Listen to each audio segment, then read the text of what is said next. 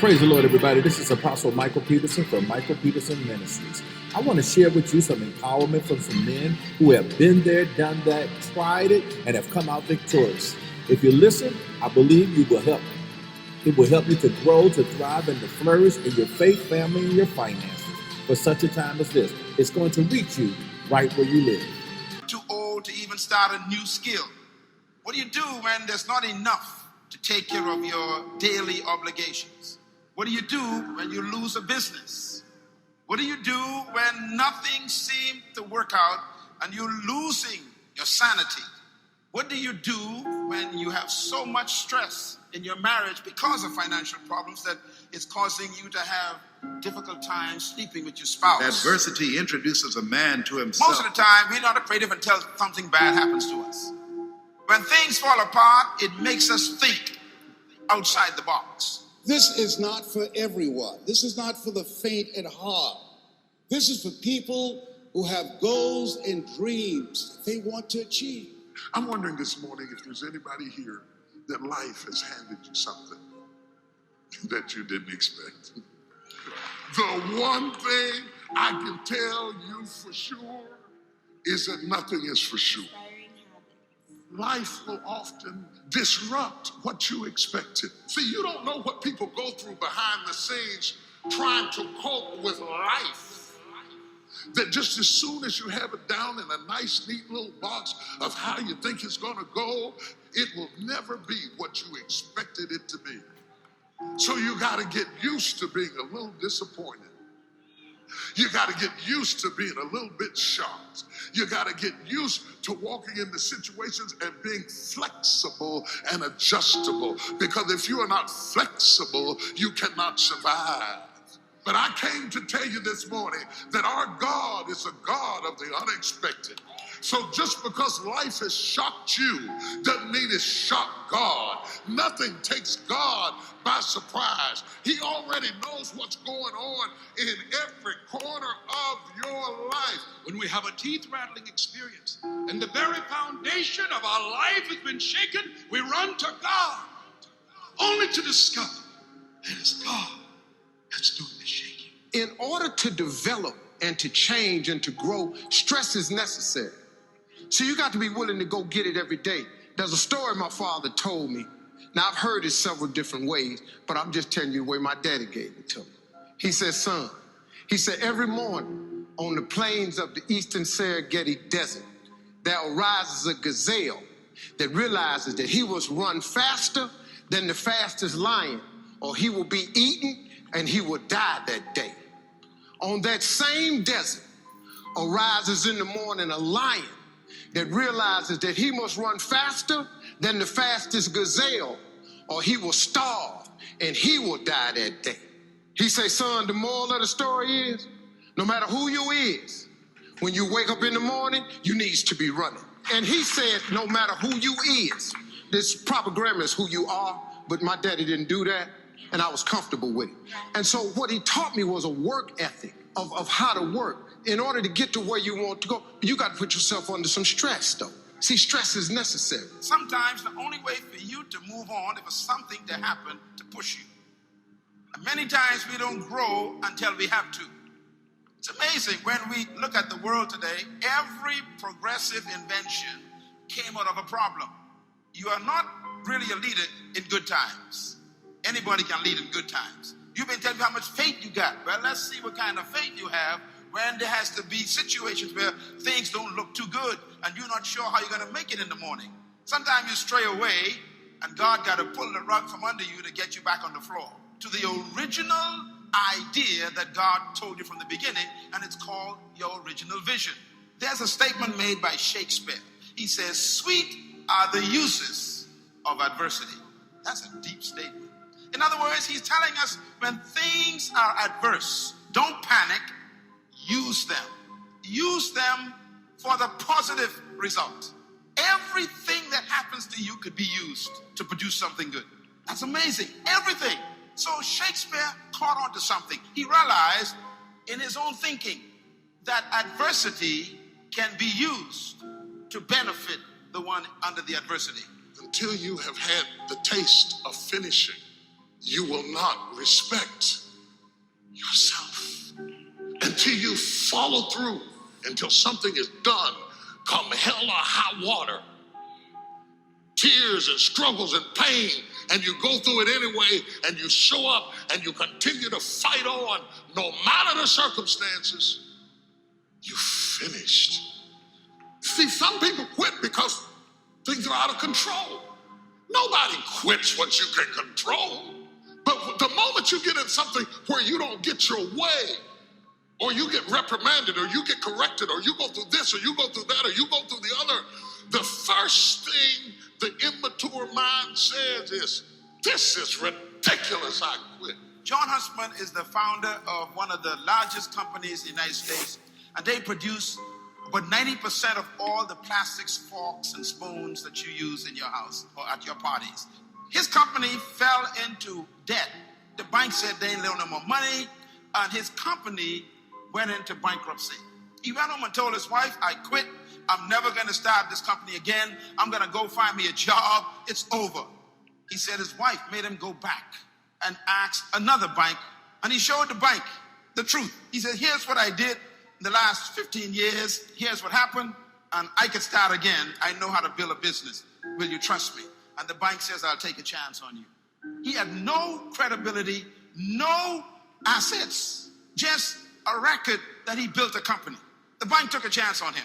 Today, the company is worth over $14 billion. Billionaire. Here's what he said, I quote, if there is a silver lining to bad times, it is this.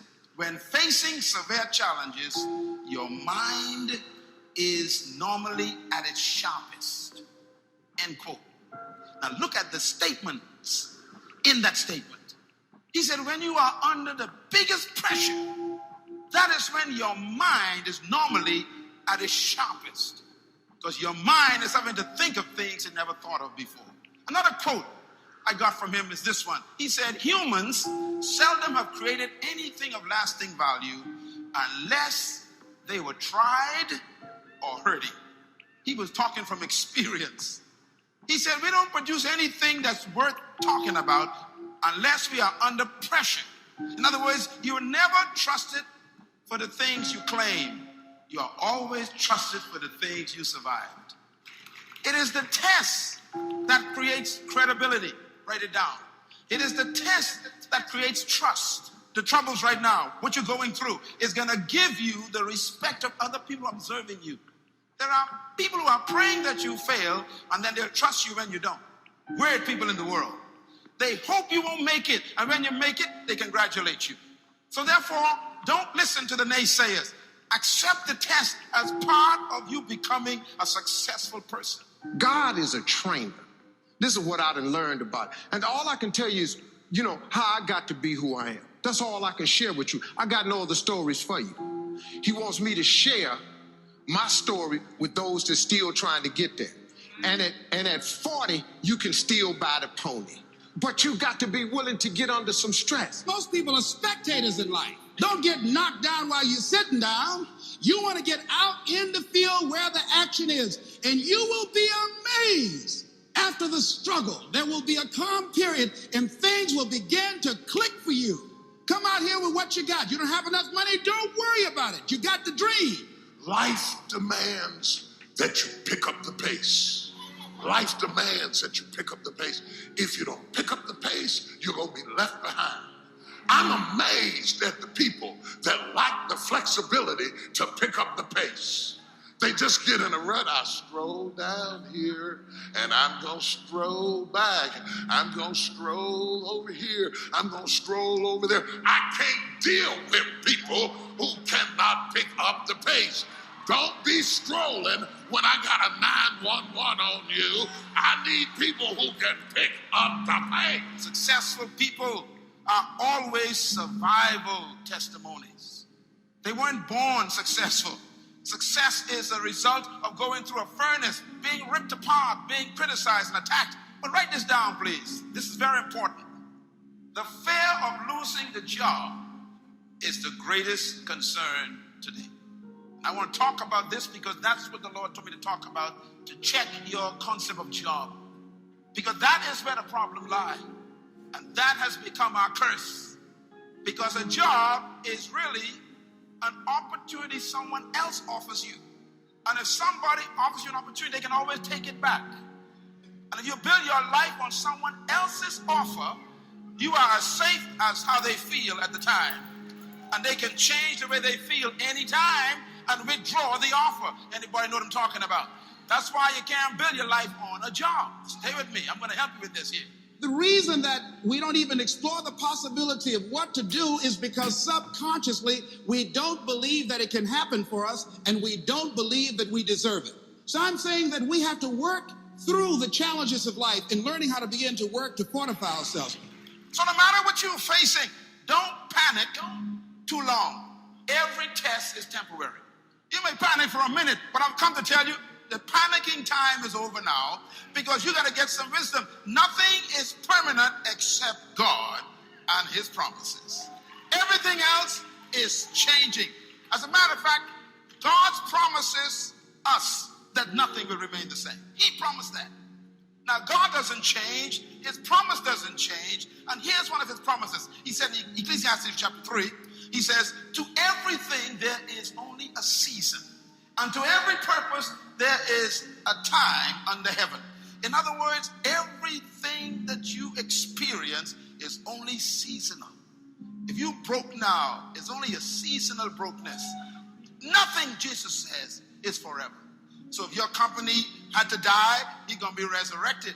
I've come to tell you, bury it, have a good funeral, and then get ready for a resurrection. Tell them, I'll be back. Why? Because everything is only for a season. Be not be surprised that family members and friends and people who should be there to encourage you and to motivate you, that they will try and discourage you. They're called a pyramid scheme, and they don't believe, they can't see this new you. Don't allow those negative naysayers, the people who are suffering from possibility blindness, to stop you. Had I listened to them, I would not be standing here. Had I listened to them, I would not be traveling around the world, living my dreams and not my fears. There's something in you that says yes to your life, yes to a greater future. Yes, yes, yes. I am the captain of my ship. You want more. The dirt is necessary so you can prove yourself. Everything you see above ground that blossoms and grows and that's beautiful, it was underground one time. All them potatoes, collard greens, they was underground one time.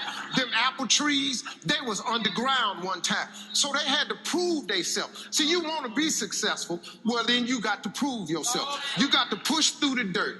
You got to come up through here. You got to come out. Then you sprout. Then you become a tree. Next thing you know, you got fruit. So when you're under stress, take the stress for what it is.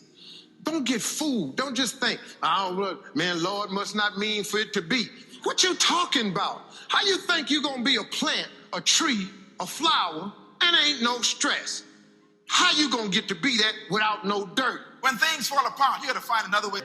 Hey, look, this is Apostle Mike from Michael Peterson Ministries. Listen, when things don't work out, you've got to find another way. If you have exhausted the resources, if you have exhausted that circumstance and situation, then it's time also to start looking at new ways, new venues, new ideals, thinking outside the box to accomplish your goals.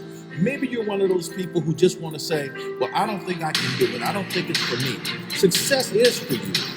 The reason you haven't done it is because you have never reached out and found yourself. You discover who you are by moving forward. I agree with what these guys have had to say. I wanted to share it with you because I know it will help empower you. And let's start being empowered together to live the winning way, to live our best life now, and to win the world for Christ. God bless you.